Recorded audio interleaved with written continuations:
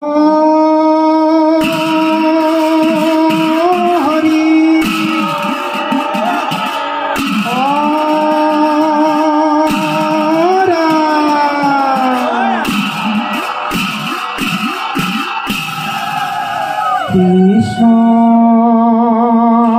Shankara Guru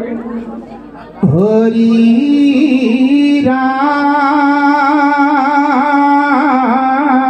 Rama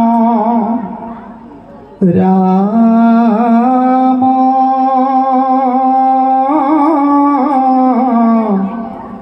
Hari Rama Rama Ram Ram Ram Namo Bhagavate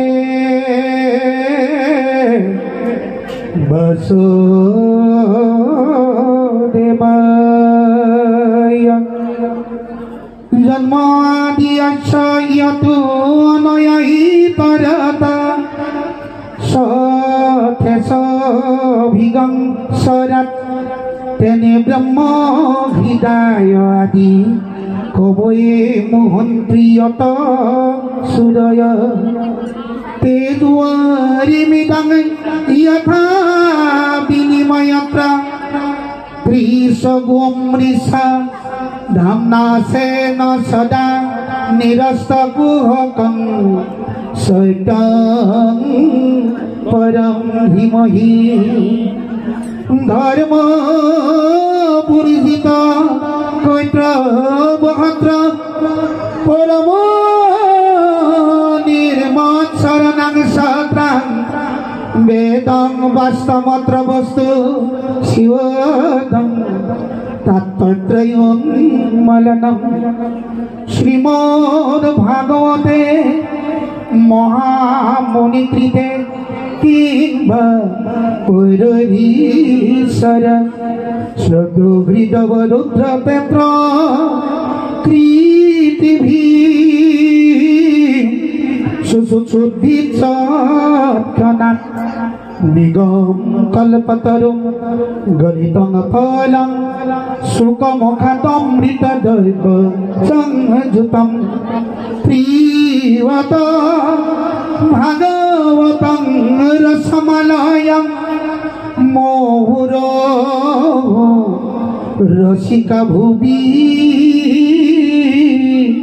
Bhavuka Privata Bhagavatam Rasamalayam Mohuro Rasika Bhubi Bhavuka Jaya Jaya Krishna Kripa Moya Mohe Sara Zaro Aiga Hide Bohe Brahma Hori Hara Moisa Kurma Adiyangkha Avatara Zara Isara Krishna Kakuti Kuti Namaskara Namo Namo Madhumura Ripu Moha Honi Antajo Tamoe Zako Smori সমস্তে জগত উদ্ধার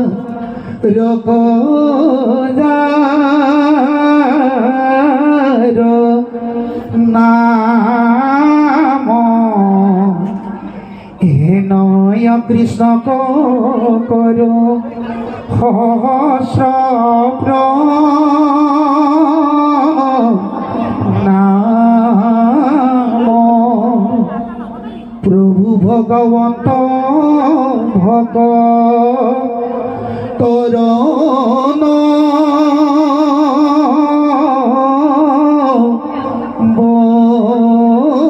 বনিধি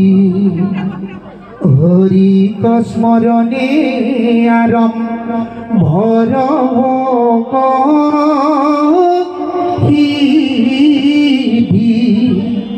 পরীক্ষিত মুখ্য কথা দ্বাদশ স্কন্ধর কৃষ্ণর শরণে ভনে ত্রিকর কৃষ্ণর প্রথম স্কন্ধর পর দ্বাদশ প্রযন্তে কহিলা রাজা মহা মুনিন্দ মহন্তে সংক্ষেপ করিয়া উদ্ধাৰিলতাৰ খাৰ শংকৰে ৰচিলা কৃষ্ণ চৰিত প্ৰয়াৰ শংকৰে ৰচিলা কৃষ্ণ চৰিত প্ৰয়াৰ কৃষ্ণ সৰ্বপ্ৰথমে এই বৈকুণ্ঠত উপবিষ্ট হৈ থকা আপোনাক দেৱৰ দুৰ্লভ আপোনাক নৰূপী নাৰায়ণ প্ৰভু ভগৱন্ত একান্ত ভকত ভাগৱত সৰ্বপ্ৰথমে সৰ্বাৰ চৰণত সশ্ৰদ্ধ প্ৰণিপাত লগতে শ্ৰীমন্ত শংকৰদেৱ সংঘৰ ৰংপুৰীয়া প্ৰাথমিক শাখাৰ সম্মানীয় শ্ৰীযুত ইন্দ্ৰেশ্বৰ চাংমাই প্ৰভুজনাৰ সমস্ত সাধু পৰিয়ালবৰ্গই এদিন আৰু সন্ধিয়ালৈ ভাওনা নাট প্ৰদৰ্শনৰ কাৰণে আগবঢ়াইছে লগতে ভাওনাৰ নাটক হৈছে দক্ষ যজ্ঞ তাৰ আগমুহূৰ্তত গুৰু আসন প্ৰতিষ্ঠা শৰাই অৰ্পণ নাম প্ৰসংগৰ পিছতেই বৈকুণ্ঠ কল্পতৰু সূৰ্য পুৰাণ শ্ৰীমদ ভাগৱত মহাশাস্ত্ৰভাগ আপোনাকভাৱে আমাক চৈতন্য কৰিবৰ কাৰণে নিৰ্দেশ কৰিলে আপোনাক মহা ভাগৱত আপোনাকভাৱে ৰস আস্বাদন কৰিব লগতে সমস্ত জনৰ চৰণলৈ প্ৰণিপাত জনাই আমি এটা কথাই আপোনালোকৰ চৰণত আগবঢ়াবলৈ বিচাৰিছোঁ এই ভাগৱতৰ যজ্ঞ পাতিবও নোৱাৰে এই ভাগৱতৰ স্থানত মানুহ হৈ ভাগৱতক সেৱা কৰিবও নোৱাৰে ভাগৱতৰ চৰণত শ্ৰৱণ কীৰ্তনৰ এই সেৱা কৰিবও নোৱাৰে কিন্তু কোনে পাৰে যাৰ আছে পুণ্য সংখ্যাত শিখে কাম পাতে কৃষ্ণ কথা আৰু ভাগ্যত লিখাজনে পায় দেই আৰু যিজন ভকত ৰখত চতুৰ সেইজনে পায় কোনে কৈছে কথাষাৰ কৈছে যিজন মহাপুৰুষ শ্ৰীমন্ত শংকৰদেৱ গুৰুজনাই এই মৃত্যু মুখত পতিত পৰি থকা জীৱ শ্ৰেষ্ঠ মানৱসকলক কৃষ্ণৰ চৰণত উত্তৰণ হ'বৰ কাৰণে তেৰাই জাতি ধৰ্ম বৰ্ণ নিৰ্বিশেষে গীত বাদ্য নৃত্য কলা সংস্কৃতি সাহিত্য বৰগীত ভটিমাৰ ভাওনাৰ জৰিয়তে এই মৃত্যু মুখত পতিত পৰি থকা জীৱ শ্ৰেষ্ঠ মানৱসকলক আজি প্ৰায় ৬০ বছৰ আগতেই বহুত কষ্টৰ মাজেদি এই একশৰণ হৰিনাম ধৰ্ম প্ৰতিষ্ঠা কৰি থৈ গ'ল তাৰাই কৈছিল বোলে জাতি অকল মাত্ৰ দুটাহে, হৰিক ভজয় যিটো সেই বোলে জাতি, কৃষ্ণক বিমুখ কিটো সেই খেয় জাতি। আৰু কেইজন মহাপুৰুষ শ্ৰীমন্ত শংকৰদেৱ গুৰুজনাই ভাগৱতৰ অষ্টম স্কন্ধত কৈছে, কোনজন ভকতে ভাগৱত শুনিবলৈ পায়, ভাগৱত অনুষ্ঠান পাতিবলৈ পায়, সেইজনৰ ভকতৰ কথা কৈছে এনেধৰণে, কৰা পান ফল ইটো যাৰ আছে ভাগ্য কিটো, ৰখ বিভানত চতুৰ সাধু সংগে যত্ন কৰি, কৃষ্ণ কথা কৰণে ভৰি, সমস্ত আপদ দূৰ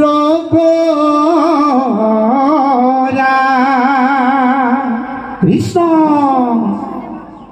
সেইজন ভকতে পায়। এতিয়া বা পাইকসকল, ধন্য ধন্য কলিকাল, ধন্য নৰতনো ভাল, ধন্য ধন্য ভাৰতৰ পৰিষে। এই ভাৰতবৰ্ষৰ কলিযুগত সঁচাকৈ আমাৰ জীৱনটো ধন্য। কাৰণ কিয়, এই কলিযুগত মানুহ হিচাপে জন্মগ্ৰহণ কৰি এক কৃষ্ণৰ চৰণৰ কায় বাক্য মন অৰ্পণ কৰি, শৰণ গ্ৰহণ কৰি, ভজন গ্ৰহণ কৰি যদি কৃষ্ণক ভজো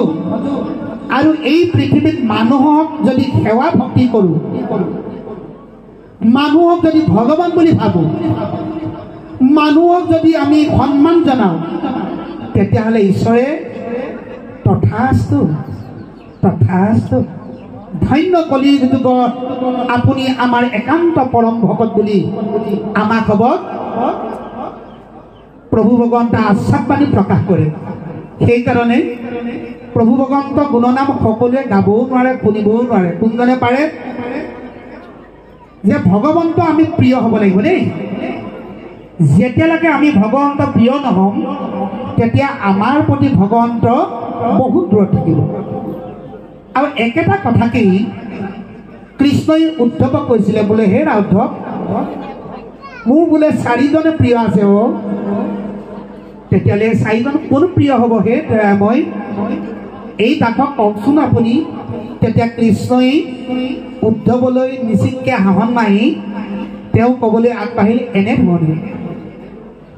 ব্ৰহ্মা হলাই উদ্ধৱ, লক্ষ্মী প্ৰিয় যায়, পৰম সুন্দৰ ৰূপ দেখাই পোকায়া। ব্ৰহ্মা, শিৱ, বলৰাম আৰু মোৰ ভাৰ্যা লক্ষ্মী, এই 4জন প্ৰিয়। আৰু ভকতৰ কাৰণে আৰু এটা প্ৰিয় জানানে, বোলে মোৰ ৰূপটো ভুৱন মোহনৰ ৰূপ, ভজিলে তোমাক পাই মহা মহা পাপী, যাৰ নাম জপি উত্তম পদক পায়। গতিকে মহা মহা পাপীসকলে মোক বোলে ভজি আৰু মোৰ ৰূপটো ধ্যান কৰি সেৱা উপাসনা কৰি উত্তম পদ লাভ কৰিব পাৰে। জন্ম হ'বও নালাগে, মৃত্যু হ'বও নালাগে। সেইসকল ভকতে জানেনে, শুনৈ গাঁৱৰ স্মৰ যিটো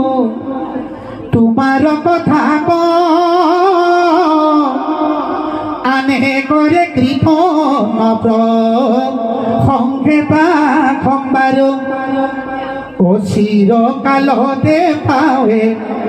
তোমাৰ চৰণ, और जन्म नहीं जन्म मरण। भागवत प्रथम स्कंध कृष्णर যদুপতিয়ে উত্তৰা গৰ্ভত